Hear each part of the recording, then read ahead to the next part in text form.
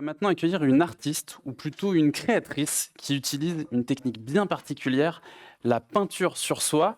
Elle est en train de se préparer, elle s'appelle Linda Maupetit. Elle va nous faire une démonstration ce soir, on va la laisser arriver. Alors juste avant, pourquoi la peinture sur soie ce soir? Les Lyonnais le savent, on est dans un haut lieu du commerce de la soie, historiquement, pendant plusieurs siècles. Le secteur a été particulièrement florissant tout au long du 19e siècle.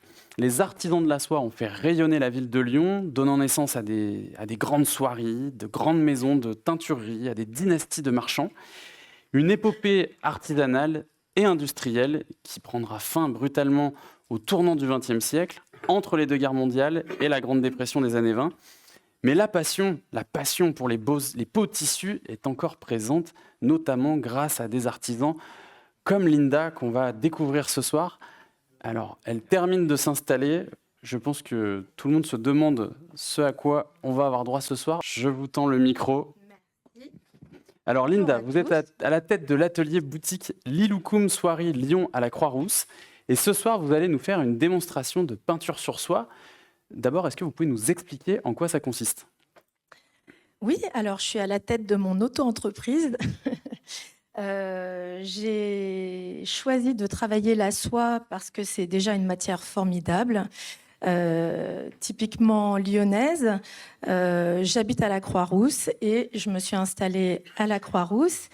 La peinture sur soie, c'est une des composantes de mon activité. Moi, en fait, ma passion, c'est l'artisanat et travailler de mes mains la soie. Je fais à la fois de la confection et aussi une partie un petit peu plus artistique, on va dire.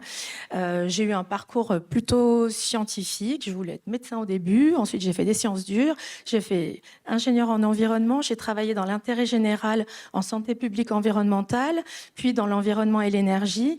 Et finalement, une fois que j'ai fait tout ça, j'ai beaucoup parlé, etc. Comme là, voilà. Et puis, j'ai décidé de travailler de mes mains et de m'inscrire dans mon environnement de Local. Proximité directe. Voilà. Et je pense, Linda, le mieux, c'est que vous passiez à la démonstration. Si vous voulez, je vous tiens le micro. Merci. Ce sera plus simple. Alors, là, pour l'instant, donc, si je comprends bien, donc vous avez étendu... Normalement, c'est pas comme ça que vous travaillez. Vous travaillez pas comme un peintre. Je travaille pas du tout comme ça.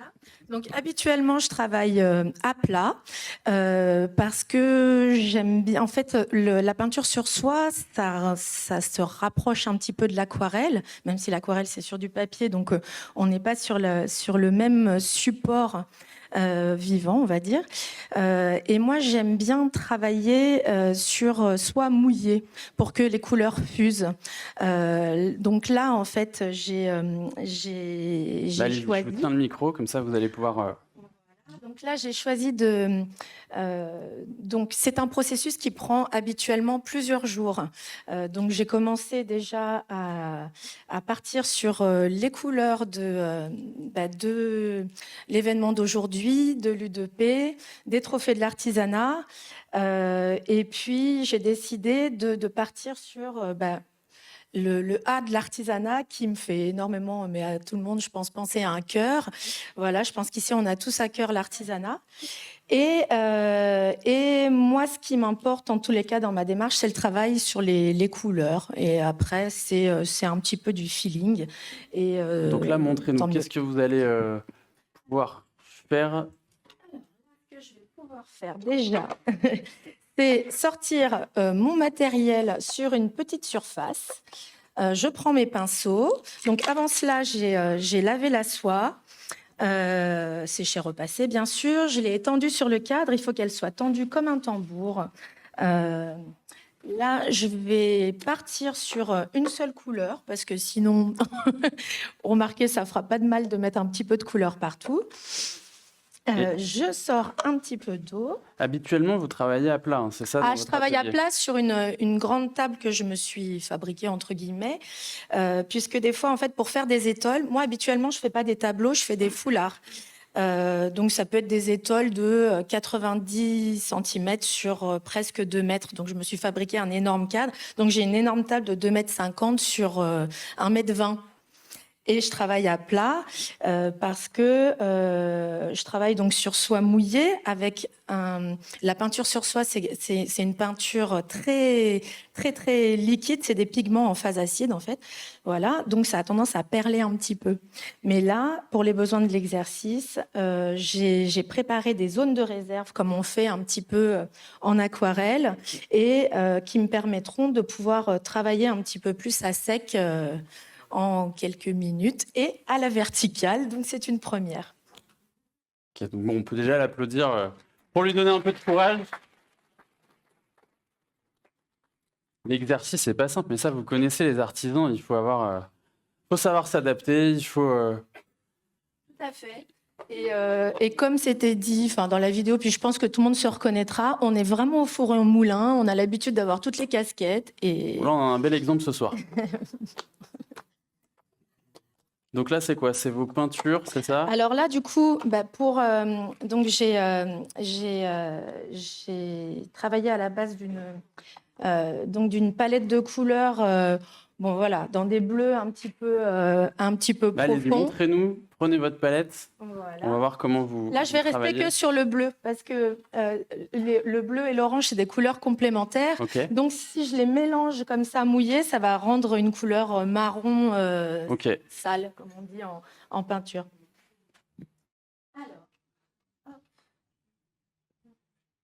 Et donc, c'est quel type de peinture que vous utilisez?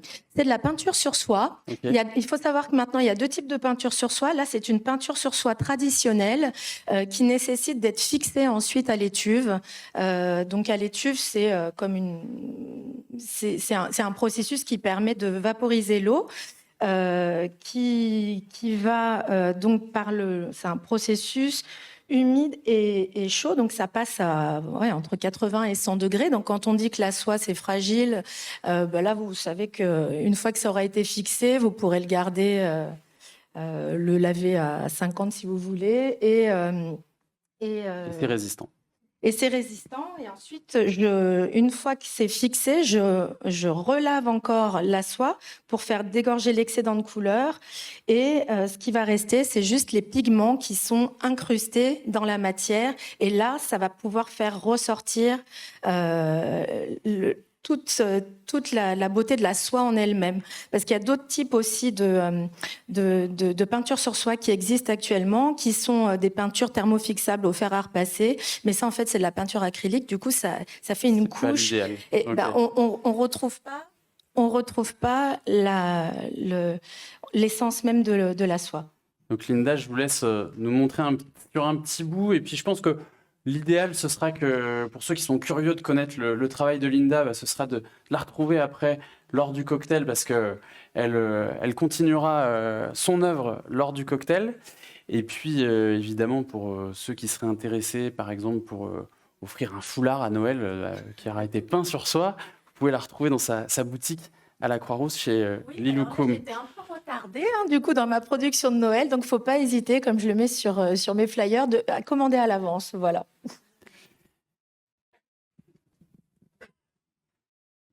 Donc là, vous allez faire un petit endroit, c'est ça? Oui. Alors là, ce que j'avais... allez-y, Linda. Allez, tout le monde va voir. C'est dur. Faut savoir parler il faut savoir parler, s'accroupir, peindre et avoir la surprise de ce que ça va donner.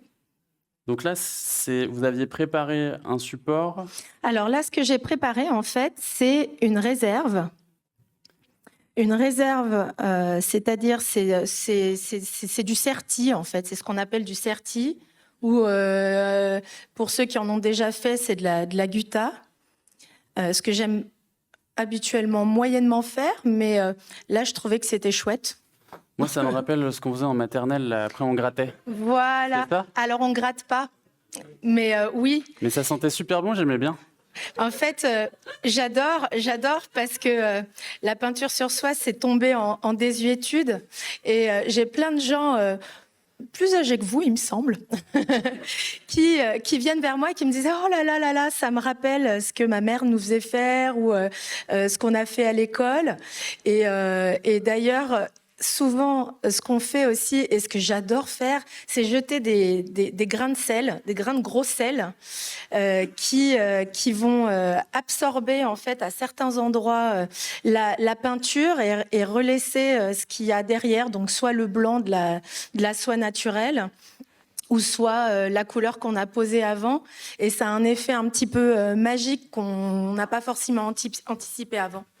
Et ça, c'est Donc là, assez vous avez fait cette réserve. Voilà, pour qui révèle donc Trophée de l'artisanat 2024. Voilà, donc là, c'est repassé un petit peu en bleu, mais une fois que le tableau sera fini de peindre, je le laisserai sécher, peut-être une journée. Ensuite, je le passerai à l'étuve et ensuite, je le laverai. Et une fois que je le laverai, la réserve, là, elle partira, en fait, tout simplement. Merci beaucoup, Linda. Je vous laisse ranger vos pinceaux. On peut l'applaudir.